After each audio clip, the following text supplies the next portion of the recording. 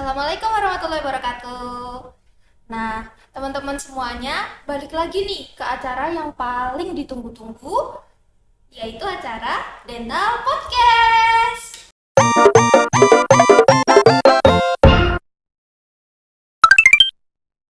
Perkenalin sobat gigi semua, saya di sini Dokter Gigi Arina.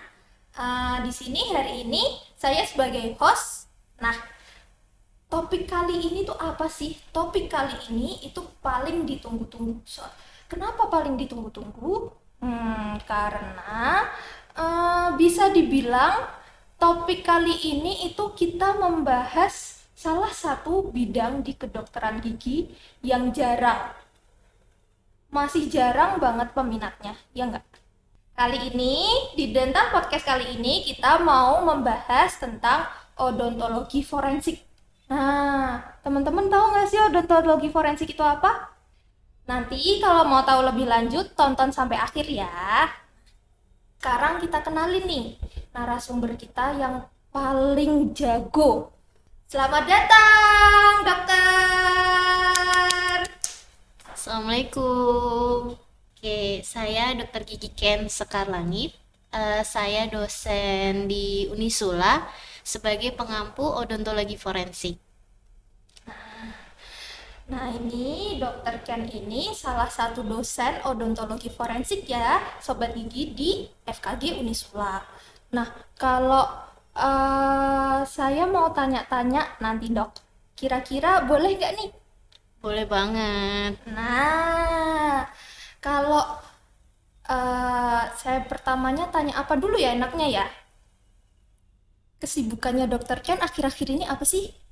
Oke, saya sendiri kan lulusan dari S2 odontologi forensik. Jadi saya ini sedang sibuk dengan perkuliahan di Unisula dan juga untuk perkuliahan di profesi kedokteran gigi Unisula. Jadi nggak cuma S1 aja, tapi juga mahasiswa koas saya ampu untuk odontologi forensik. Oh, berarti full ya dok ya ngajarnya ya dok ya. Nah, kalau boleh tahu nih dok, bidang odontologi forensik ini kayak apa sih dok? Oke, kita sebagai dokter gigi ya, itu kan belajar tentang kesehatan dan juga tentang ilmu-ilmu kedokteran gigi lah. Nah, odontologi forensik ini adalah salah satu bidang di mana kita pakai ilmu kedokteran gigi ini biasanya buat identifikasi pada kasus-kasus kriminal juga. Pokoknya yang biasanya berhubungan dengan hukum. Oh, kayak gitu. Jadi, kalau terus bedanya odontologi forensik sama forensik biasa itu gimana dok? Oke, kalau forensik biasa itu yang biasa disebut dengan medical law ya. Jadi dia secara umum pakai ilmu kesehatan umum untuk kebutuhan hukum. Tapi kalau kita khusus untuk kedokteran giginya aja. Jadi ilmu-ilmu kedokteran gigi nih yang kita pakai, yang kita kuasai karena kita bidang kedokteran gigi itu untuk kepentingan identifikasi dan juga untuk kepentingan-kepentingan peradilan kalau memang dibutuhkan. Oh, jadi kalau odontologi forensik itu kayak lebih menjerumus gitu ya dok ya? Ke Iya, giginya. iya, jadi lebih ke pakai ilmu kedokteran gigi. Oh, gitu. Terus nih dok, nah biasanya itu kan eh kalau odontologi forensik berarti itu dokter juga kerjaannya sama kayak dokter forensik gitu atau gimana ya dok ya? Kita biasanya kalau untuk kasus-kasus seperti kriminal ataupun yang berhubungan dengan hukum, biasanya kita bekerja sama. Jadi kalau memang dibutuhkan untuk ilmu kedokteran gigi seperti estimasi usia dari gigi geligi, nah itu kita bisa ikut andil dalam identifikasi. Terus kalau misalkan ada kasus kayak bencana massal, nah itu kan biasanya korbannya banyak tuh. Nah, dibutuhkan tenaga yang memang bisa melakukan estimasi usia yang cepat. Salah satunya bisa dari gigi. Nah, itu kita terjun di situ. Terus bisa kayak misalkan gigi itu kan ada yang korban mungkin ada lakuin perawatan gigi, terus ada yang ditambah, ada yang amalgam, terus ada gigi-gigi yang unik-unik bentuknya. Nah, itu kan bisa dijadikan buat identifikasi personal. Nah, itu kan yang tahu dari dokter gigi. Nah, kita bisa terjun di situ untuk lakukan identifikasi. Berarti kalau gigi itu tadi kan dokter Ken menyinggung ya, kalau gigi itu ada yang unik-unik gitu ya dok ya. Mm-mm. Nah berarti karakteristik tiap gigi per orang itu beda-beda dong dok. Ya, bisa jadi karena uniknya tuh bisa dari perawatan yang dia lakuin, terus mungkin dari mungkin ada anomali atau kelainan-kelainan, seperti mungkin giginya lebih kecil daripada normal, atau mungkin lebih besar dari normal, atau mungkin jumlahnya lebih banyak dari normal. Nah, itu kan kita yang tahu ya sebagai dokter gigi. Kalau seumpamanya nih eh, menyinggung dari bentuknya yang beda-beda. Kalau cewek sama cowok itu beda nggak sih dok bentuknya kayak gitu? Nah, kalau untuk estimasi jenis kelamin berarti ya. Mm-mm. Oke, bisa dari gigi juga. Memang ada beberapa penelitian sih yang memang membuktikan bisa dibuktikan pakai gigi atau mungkin bisa juga pakai kraniofasial. Jadi tengkorak kita gitu, tulang-tulangnya bisa dijadikan untuk identifikasi juga jenis kelamin sama ras. Oh gitu. Jadi berarti tuh dari tulang, gigi, tulang wajah ya dok, apalagi itu berarti bisa beda ya dok bentuknya sama dari antara cewek sama cowok. Iya, bisa beda. Tuh sobat gigi. Nah, kenapa sih OF itu salah satu odontologi forensik itu salah satu cabang ilmu yang penting untuk mengidentifikasi. Nah, karena itu ternyata tulang-tulang kita dan gigi-gigi kita itu punya karakteristik yang berbeda-beda tiap orangnya. Itu ya. Makanya salah satu cara identifikasi yang paling penting itu menggunakan gigi. Seperti itu. Ya kan ya, Dok? Iya, gigi memang jadi salah satu identifikasi utama dari apalagi kalau kasus-kasus bencana massal. Oh iya, Dok. Saya dengar itu kalau gigi itu salah satu organ yang paling keras. Bener Iya, nggak, Dok? iya, karena kan gigi makanya dia bisa dipakai buat identifikasi baik itu kasus yang bencana massal, misalkan korban mungkin gempa bumi atau tsunami kan kadang organnya sudah tidak itu ya, tapi gigi itu salah satu yang terkuat. Dia bisa tahan di kondisi yang ekstrim. Jadi baik dia itu kondisi ekstrim yang panas ataupun yang dingin, atau juga dia bisa bertahan sampai bertahun-tahun atau sudah dalam keadaan fosil. Nah, itu juga masih bisa bertahan. Jadi kalau misal nih ada bencana mungkin kayak kebakaran gedung gitu ya dok. Nah itu kan berarti kalau kebakaran itu kan suhunya panas banget ya dok. Berarti itu gigi sama tulang itu juga masih bisa masih utuh gitu dok. Tergantung kondisi kebakarannya sebenarnya ya. Tapi gigi itu adalah salah satu yang terkuat karena dia bukan cuman karena dia dilindungin sama email yang bagian terluar gigi, tapi juga karena dia dilindungi sama pipi, sama rongga ada bibir. Jadi dia lebih tahan dari lingkungan lingkungan luar gitu lah. Dia lebih kuat. Jadi kalau dibandingin sama yang lainnya emang gigi lebih kuat gitu ya dok ya. Nah, ya bisa jadi. Terus nih dok, kalau ngomongin soal odontologi forensik, dokter Ken kenapa sih dulu bisa milih odontologi forensik? Hmm, karena saya suka men-challenge diri saya sendiri gitu. Jadi saya pengen cari yang sekiranya apa ya yang jarang gitu orang orang pengenin. Jadi saya bisa jadi orang yang langka di karena bidangnya bidang memang langka ya. Soalnya jarang-jarang ya dok ya. Iya, apalagi biasanya cewek nggak mau ambil Hmm, forensik. kalau di Semarang sendiri itu ada berapa dok odontologi forensiknya? Sekitar 3 sampai 4 ya, tapi itu yang aktif cuman beberapa saja. Jarang banget ya berarti ya. Iya. Kalau sekolahnya dok, sekolahnya susah nggak dok nih kira-kira kalau odontologi forensik? Susah apa enggaknya itu tergantung diri sendiri biasanya ya. Kalau dia memang passionnya di situ, biasanya dia fokus belajar, ya insya Allah bakal lebih mudah lah diterima untuk ilmunya. Hmm. Nah, terus dok, kalau sekolahnya yang di odontologi forensik itu berarti yang dipelajari apa aja sih dok? Oke, kalau untuk sekolahnya odontologi forensik, sebenarnya banyak karena odontologi forensik sendiri itu ada cabangnya lagi. Kalau kita kan odontologi forensik mungkin sudah cabang ke forensiknya. Nah, nanti odontologi forensik ada forensik antropologi, ada forensik eh, biologi, tapi kita memang fokusnya ke area rongga mulut. Jadi kalau misalkan biologi ya biologi oral forensiknya.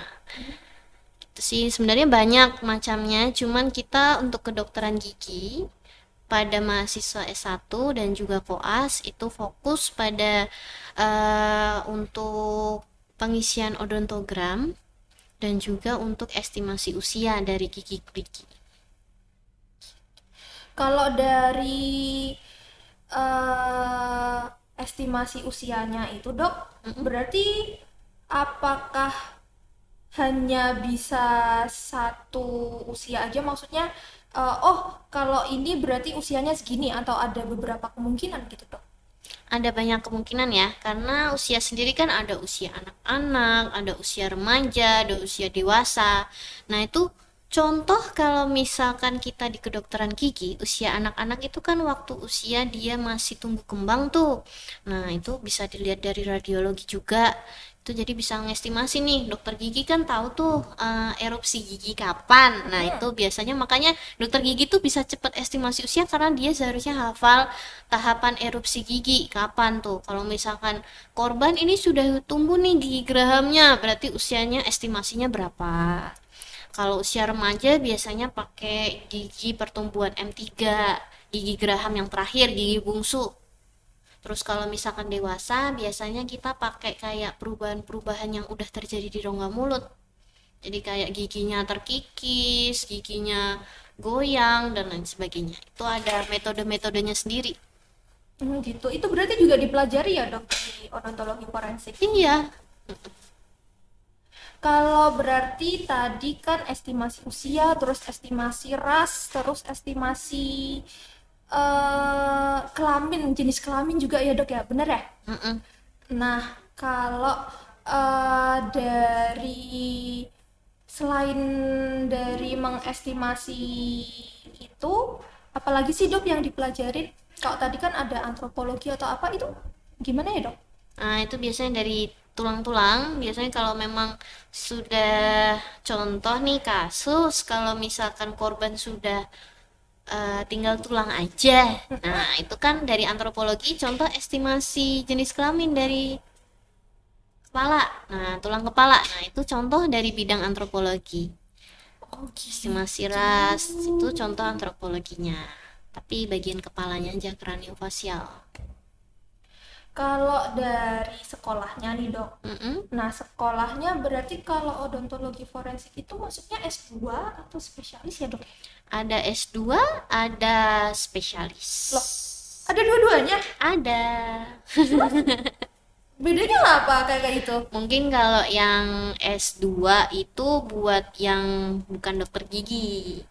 Jadi mungkin dia perawat gigi atau mungkin dia hanya SKG itu bisa daftar ke odontologi forensik S2.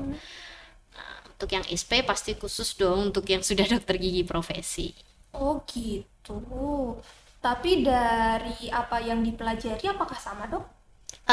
Sebenarnya mungkin 11-12 ya, tapi untuk spesialis pasti dia ada studi kasusnya juga, dimana dia pasti punya prakteknya jam terbangnya lebih tinggi ya, karena harus praktek sana sini, terus studi kasus dan lain sebagainya, dan itu kasus yang dia tangani sendiri.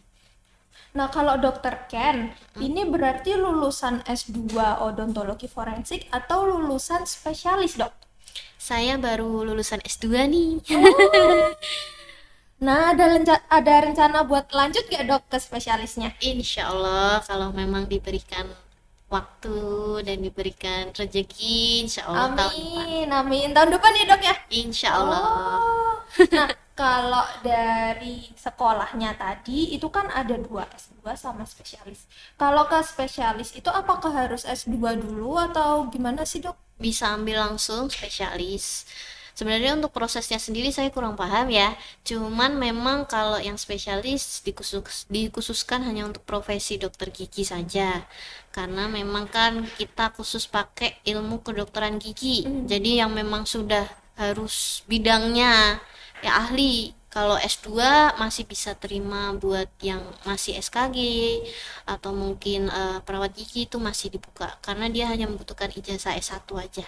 Oh gitu, berarti eh misal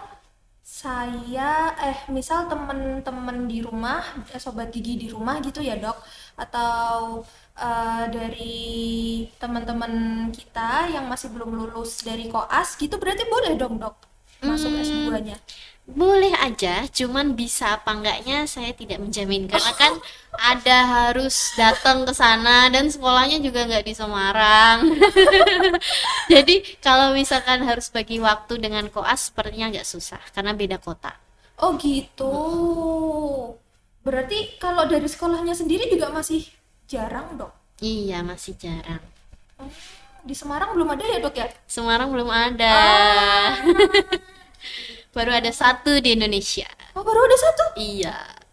Itu spesialisnya baru ada satu di Indonesia, Dok? Iya, baru ada satu. Kolegiumnya juga baru. Wah, wah berarti memang jarang banget ya dari OF ini, dari odontologi forensik ini. Iya. Nah, kalau misal nih, kan Dokter Ken udah ambil S2 kan tadi katanya. Mm-mm. Nah, terus kalau dari mau ngambil spesialis, itu berarti ngulang lagi dari awal kah atau gimana ya, Dok? Enggak, insya Allah saya hanya menambah beberapa tahun atau mungkin 1 tahun untuk ambil prakteknya. Oh gitu, berarti kayak bisa dikonversikan gitu ya dok Iya, ya tapi beberapa. memang harus satu sekolah ya dari S2-nya dengan spesialisnya. Berarti harus kalau mau lanjut dari S2 ke spesialis itu bisa memotong beberapa tahun, tapi harus di institusi yang sama gitu ya dok. Mm-mm. Gitu. Terus nih dok, kalau dokter Ken ini udah ada pengalaman apa aja nih dok di bidang odontologi forensik? Oke, untuk odontologi forensiknya sebenarnya saya udah punya pengalaman kemarin waktu pesawat Sriwijaya jatuh. Saya ditempatkan di postmortem. Jadi itu adalah pos yang dimana korban-korban dari pesawat Sriwijaya itu ditempatkan dan dilakukan pemeriksaan. Oh gitu dok. Iya, Nah, berarti berarti bantu periksa mayat-mayat beneran gitu dok? iya.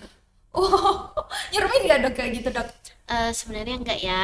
Kalau saya pribadi sebenarnya enggak, karena saya menganggap ya semua itu kan memang sudah ada waktunya dan kita sebagai tim medis di sana itu membantu korban untuk identifikasi supaya bisa berkumpul dengan keluarganya lagi. Terus kita juga membantu tim medis di sana karena kan tim odontologi forensik kan sangat jarang. Jadi kita bisa terjun di sana dan kita ikut andil dalam identifikasinya. Nah, kalau dari dokter Ken sendiri, ada nggak sih dok kayak pengalaman horor gitu di di Eh, site-nya? saya ragu mau cerita karena nanti kayaknya malah bikin mahasiswa takut ambil odontologi forensik gimana dok. Jadi mungkin kalau untuk mahasiswa ataupun orang yang mau mengambil odontologi forensik nanti bisa merasakan pengalamannya sendiri lah. Tapi berarti pernah kan dok? Ya, walau alam deh. Nah, kalau eh, dari yang Sriwijaya itu dok, berarti kan postmortem. Berarti itu postmortem itu berarti kan datanya diambil setelah meninggal ya dok ya? Bener Iya, nggak? pemeriksaan setelah meninggal. Nah terus kalau kayak gitu Itu kan dibandingin, Dok, berarti. Mm-mm. Terus dibandinginnya itu sama data kayak yang kayak gimana, Dok? Oke, kalau pada kasus DVI ya, itu biasanya ada dua pos yang dibuka sama RS. Sebenarnya ada empat. Yang satu ada pos buat TKP-nya, tempat bencananya itu. Ada pos antemortem. Di situ tuh pos dimana keluarga korban itu pada datang semua untuk untuk masukin data-data dari korban. Kira-kira ada nggak sih ciri khas yang bisa dipakai buat identifikasi gitu. Kalau yang postmortem itu biasanya dari pos satu yang TKP nanti dibawa ke postmortem untuk dilakukan pemeriksaan. Jadi cari ciri-ciri khas yang bisa dipakai buat identifikasi. Nanti kalau udah ke pos 4 rekonsiliasi itu nanti ditentukan apakah ciri khas itu bisa dijadiin buat identifikasi. Tuh, berarti kayak dibandingin sama data-data sebelum korbannya meninggal ya, Dok ya? Iya, jadi dokter gigi tuh bisa berperan di antemortem ataupun postmortem karena dokter gigi ataupun kita OF itu kita harus bisa gimana caranya mencari ciri khas dari korban. Oh, oh iya, berarti kalau misal nih ada tambalan atau ada gigi palsunya gitu, berarti bisa ya, Dok ya, Bisa, sebagai makanya kan hanya biasanya yang tahu ilmu kedokteran gigi nih yang bisa bedain itu komposit, itu GIC, itu amalgam. Nah, itu kan yang sudah mempelajari tentang ilmu kedokteran gigi. Nah, kalau eh, dari misal kayak dari itunya, Dok. Misal nih dari postmortemnya dia itu kayak giginya udah hancur atau udah mungkin fraktur gitu, apakah masih bisa, Dok, diidentifikasi? Nah, itu sebenarnya kalau untuk identifikasi itu kan ada tiga yang utama. Ada gigi, ada sidik jari, ada DNA. Jadi kalau misalkan mungkin kondisinya sudah terbakar hangus ya, jadi sidik jarinya nggak ada. Terus giginya juga sudah nggak bisa diidentifikasi, mungkin sudah hancur atau mungkin sudah terpatah-patah atau bagaimana. Nah, yang terakhir hanya tinggal DNA. Tinggal pintar-pintarnya aja DNA itu untuk mencari jaringan yang masih bisa dipakai buat identifikasi supaya DNA-nya kelihatan. Oh, jadi kalau pilihan terakhir itu bisa pakai DNA ya, Dok ya? Itu tiga pilihan utama sih. Jadi tetap bukan yang terakhir juga. Setiap kali DVI pasti tetap diambil DNA-nya. Cuman kalau misalkan bisa dari sidik jari ya berarti sudah bisa diidentifikasi karena sidik jari dan gigi itu kan yang paling cepet ya buat Oh, identifikasi karena gigi tinggal dilihat aja secara visual. Kalau sidik jari kan tinggal di print, tinggal di scan terus dicari datanya tentang korban. Nah, kalau DNA kan harus nge-lab dulu. Nah, itu membutuhkan waktu yang lebih panjang lah. kalau balik lagi nih ya, Dok, dari topik tadi ke sekolahnya lagi nih. Nah, kalau sekolahnya itu kira-kira berapa lama sih, Dok? Oke, kalau untuk S2-nya dia 2 tahun. Kalau dari lulusan S2 ke SP biasanya nambah setahun atau 1,5 tahun. Kalau Kalau yang SP. langsung SP biasanya 3 sampai 4 tahun. Sebenarnya sama sih dengan SP-SP yang lain. Nah, kalau dari dokter nih, kalau misal sobat gigi ada yang mau masuk ke odontologi forensik, tips and triknya gimana, Dok? Ya sebenarnya odontologi forensik ini cocok banget buat mahasiswa yang pengen masuk ke dinasan. Jadi kayak polisi, tentara, dan lain sebagainya. Karena biasanya memang berhubungan dengan hukum. Oh, Jadi mediko legalnya gitulah. Tapi di kedokteran gigi.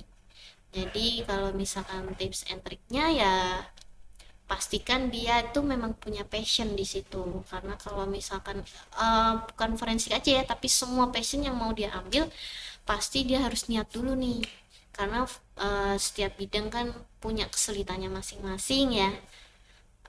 Terus yang kedua tips and triknya yaitu kalau bisa dipersiapkan dari jauh-jauh hari misal dia sudah mau lulus nih koasnya jadi sudah dipersiapkan memang apalagi kalau dia dari daerah Semarang kan harus keluar kota tuh, mungkin dipersiapkan dari biaya, dipersiapkan dari tempat tinggalnya, dipersiapkan dari perizinan orang tua dan lain sebagainya. Sebenarnya untuk belajar sendiri saya tidak ada tips and trick karena tiap belajar pasti punya gaya belajarnya Oh masing-masing. iya, benar sih dok. Tapi yang pasti untuk forensik insya Allah sih sama halnya dengan bidang-bidang lain, semuanya punya kelebihan dan kekurangan masing-masing. Oh gitu, berarti eh, harus rajin-rajinnya kita aja ya dok ya belajarnya ya. Iya, semua bidang pasti harus gitu. Kalau forensik mungkin ditambahin dengan keberanian ya, Oh iya sih benar sih dok. Ada karena apa bisa ya? bisa malam-malam dipanggil untuk melakukan otopsi itu bisa. Jadi memang ya harus udah niat dulu dan juga harus berani lah. Kalau nggak berani nggak bisa. Nanti apa-apa udah takut duluan. Oh gitu ya dok ya. Nah itu teman-teman sobat gigi semuanya pengalaman dokter Ken menjadi dokter odontologi forensik. Dari teman-teman nanti kalau ada yang mau tanya-tanya bisa tulis di kolom komentar ya. Nanti kalau bisa kita jawab.